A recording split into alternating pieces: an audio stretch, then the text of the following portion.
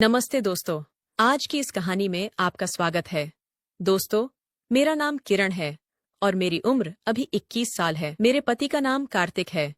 मेरी शादी बड़ी धूमधाम से और खुशहाली के साथ हुआ। मेरी शादी के बाद मेरा पति अपने कामकाज में इतना व्यस्त हो गया था कि मेरे पति मुझे नजरअंदाज करना शुरू कर दिया था। हमारे घर में सिर्फ मेरी सासू माँ थी।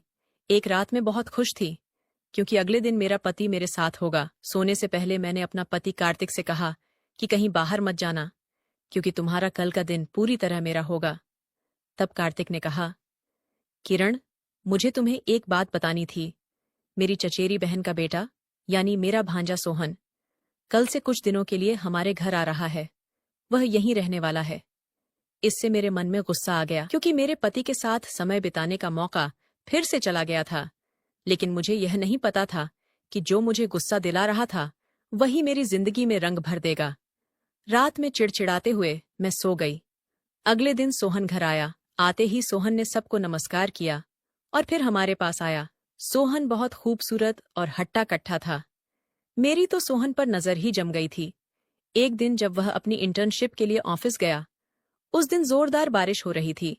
मुझे सोहन की बहुत चिंता होने लगी। पिछले कुछ दिनों से वह हमारे साथ घर के सदस्य की तरह रह रहा था। कई बार वह किचन में मेरे साथ काम करने लगता था। मैं उसे बार बार फोन कर रही थी, लेकिन आज तो वह शाम को 8 बजे तक भी नहीं आया। कार्तिक ने पहले ही फोन करके बताया था कि बारिश के कारण वह ऑफिस में कुछ समय रुक जाएगा। लेकिन मुझे तो सोहन की चिंता हो रही थी क्योंकि वह बाइक पर गया था। मैं दरवाजे पर खड़ी थी। कुछ ही देर बाद सोहन पूरी तरह भीग कर घर आया। उसे देखकर मैंने तुरंत एक रुमाल लिया और उसके ऊपर लपेट दिया। वह अपने कमरे में गया। तभी मैं चाय बनाने के लिए किचन में चली गई। मैं हमेशा किसी न किसी के लिए चाय बनाती थी, इसलिए मुझे सासू माँ के लिए भी 1 कप चाय बनानी थी क्योंकि सासू माँ को चाय बहुत पसंद थी।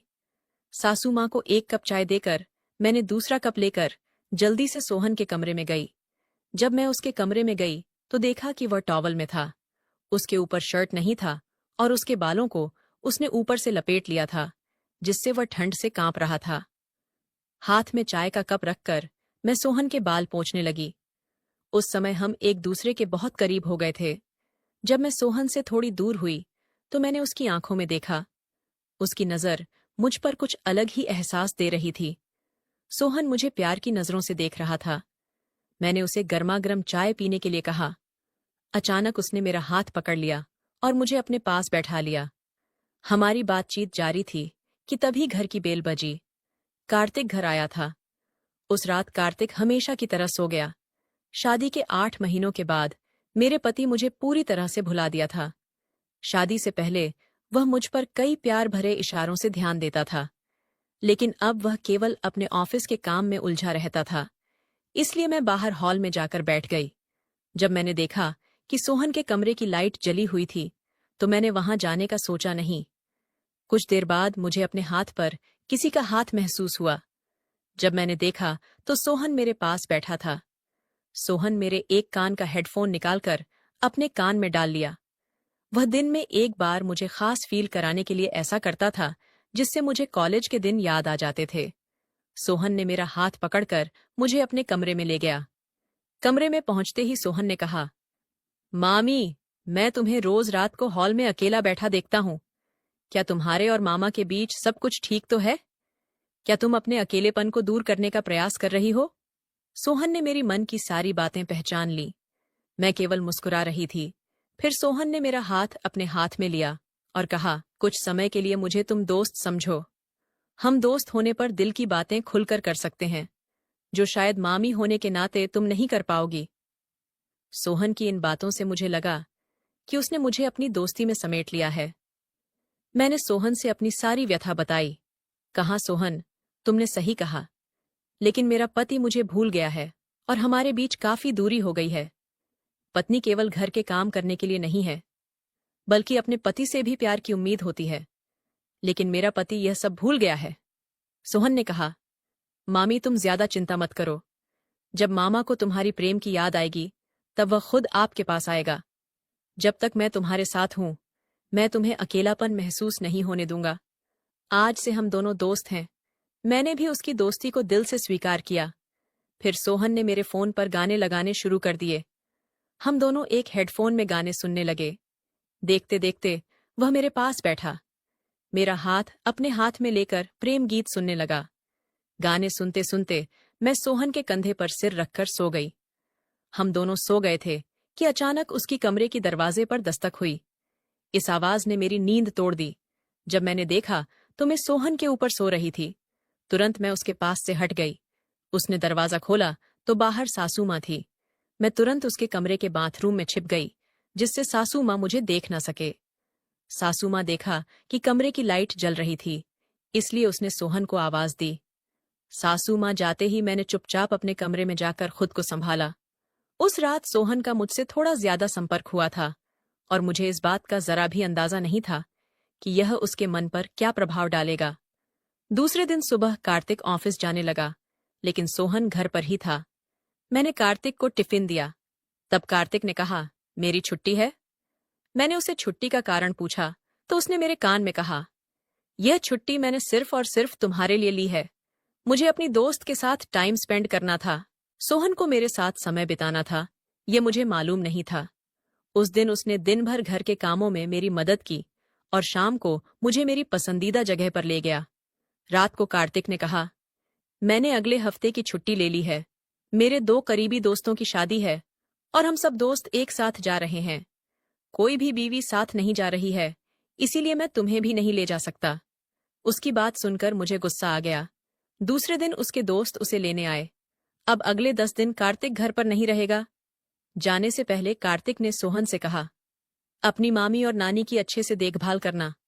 तब सोहन ने सहमति में सिर हिलाया, लेकिन उसकी नजरों में जो बात थी, उससे मुझे लगा जैसे कार्तिक ने चोर के हाथ में चाबी दे दी हो। कार्तिक के जाने के बाद मैंने आराम करने के लिए अपने कमरे में चली गई। मैंने अपने ऊपर चादर ओढ़ ली। तभी सोहन मेरे कमरे में आया। उसने दरवाजा बंद किया और मेरे बगल में ऐसे लेट गया जैसे वह मेरा पति हो। सोहन ने कहा, किरण, क्या तुम सो रही हो? हमें एक अच्छा मौका मिला है। मेरे पास तुम्हारे लिए एक सरप्राइज है। मैंने पूरे समय पर छुट्टी ली है। अब जल्दी तैयार हो जाओ, हमें बाहर जाना है। मैंने उससे पूछा कि हम कहाँ जा रहे हैं, लेकिन वह कुछ बताने के लिए तैयार नहीं था। उसने बस इतना कहा कि नानी से बोल देना कि तुम अपनी दोस्त के शादी में जा रही हो और शाम तक वापस आ जाओगी। बारिश के कारण सासू माँ ने मुझे जाने की अनुमति दे दी। मुझे खुद नहीं पता था कि मैं किसकी शादी में जा रही हूँ। फिर सोहन मुझे अपनी बाइक पर लेकर निकल पड़ा।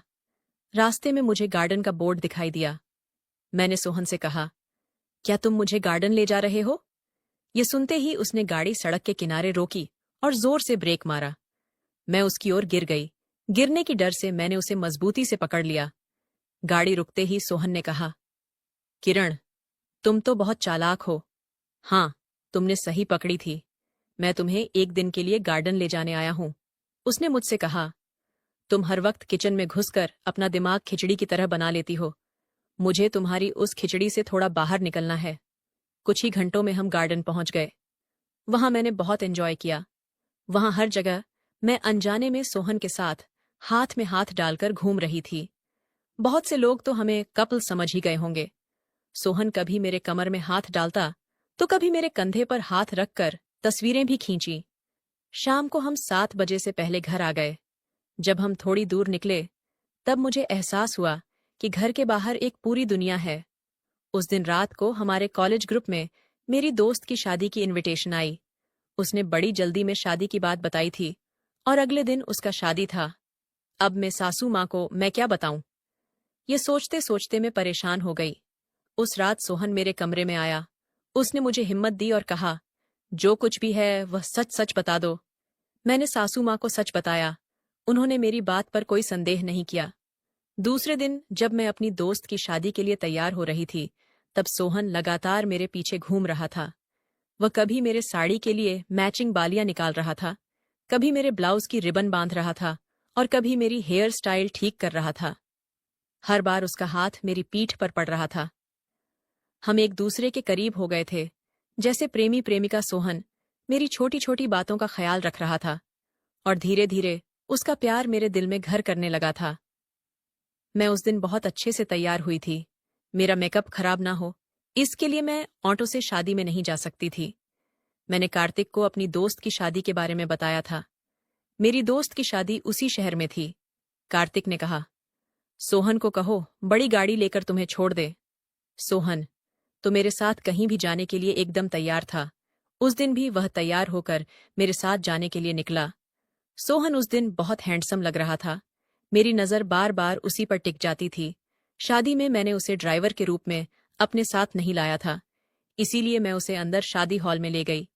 मेरी कई दोस्तों ने कार्तिक को पहले नहीं देखा था, इसीलिए उन्होंने सोहन को मेरा पति समझ लिया। वे सब कहने लगी, तुझे ये हीरा कहाँ से मिला? काश हमारा पति भी इतना हैंडसम होता।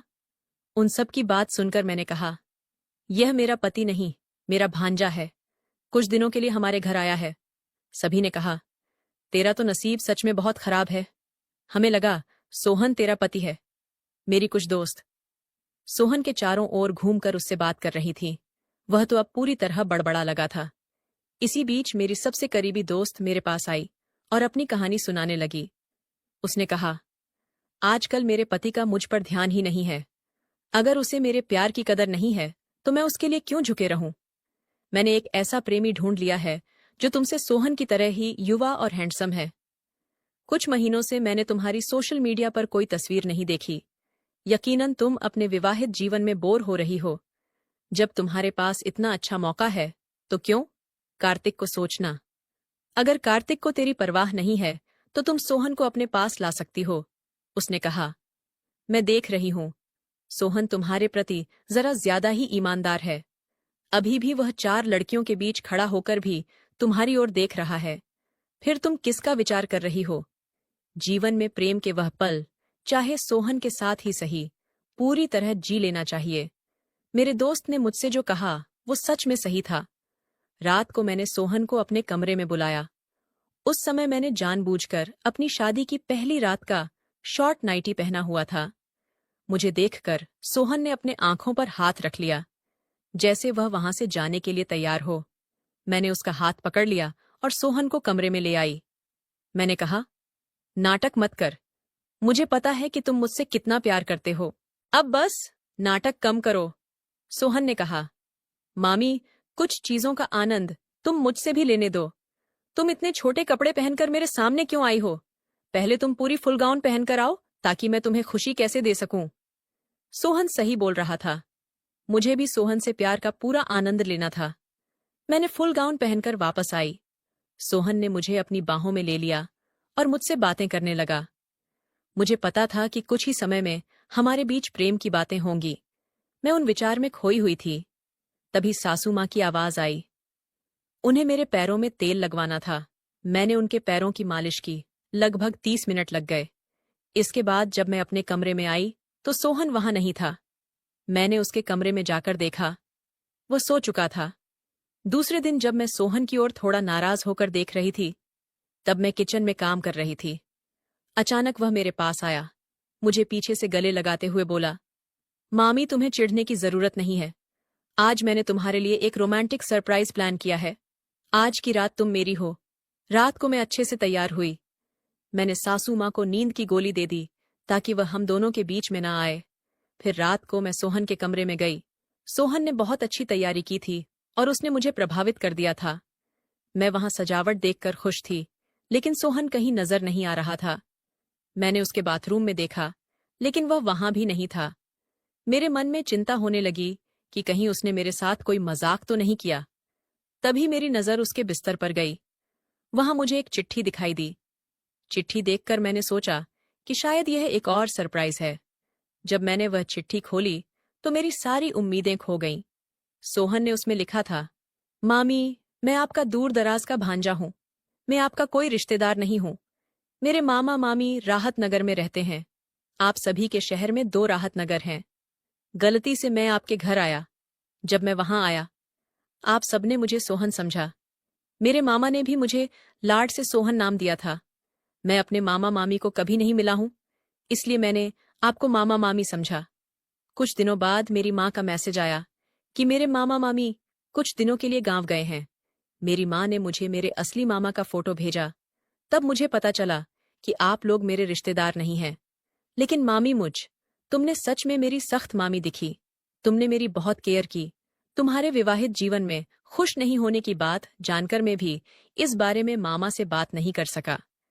इसीलिए कुछ दिनों के बाद मैंने तय किया कि मैं तुम्हें घुमाने ले जाऊंगा। मेरा इरादा तुम्हें खुश करने का था।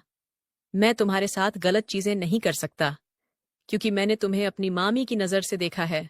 तुमसे थोड़ा समय बिताकर जितना आनंद मैं दे सकता था, मैं देने की कोशिश की। अब मुझे माफ कर दो। मैं तुमसे कुछ गलत नहीं कर सकता।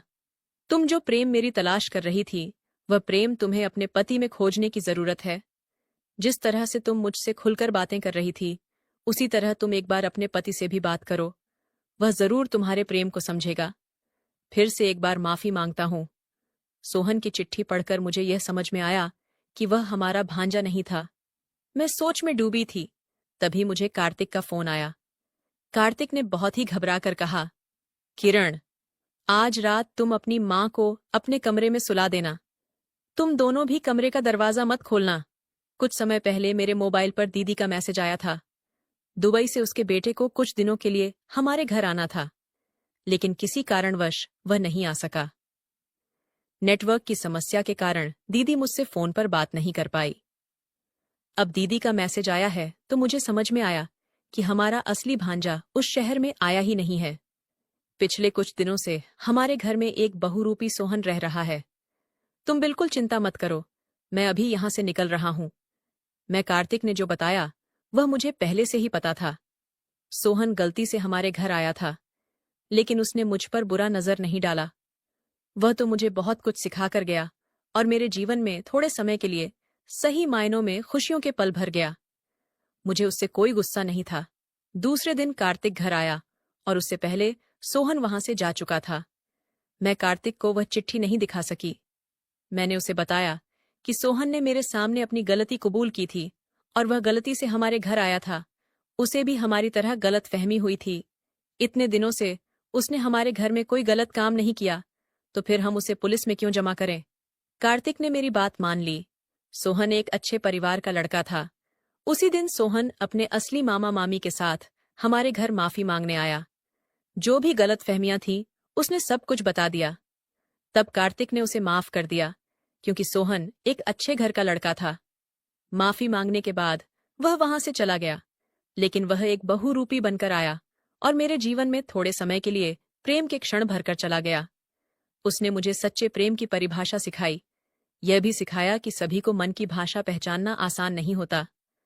अगर किसी व्यक्ति को आपकी भावनाओं का सही अंदाजा नहीं है, तो आपको उन भावनाओं को स्पष्ट रूप से कहना चाहिए, ताकि सामने वाला समझ सके कि आप क्या चाहते हैं।